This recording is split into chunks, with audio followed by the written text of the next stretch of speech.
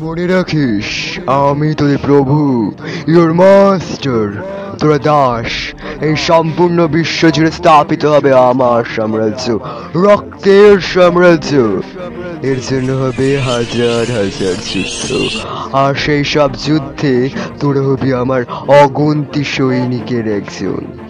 এখন থেকে তোদের মস্তিষ্ক আমার মস্তিষ্ক, তোদের শরীর আমার শরীর, তোদের রক্ত আমার রক্ত। আমার খুশিতেই তোদের মুক্তি।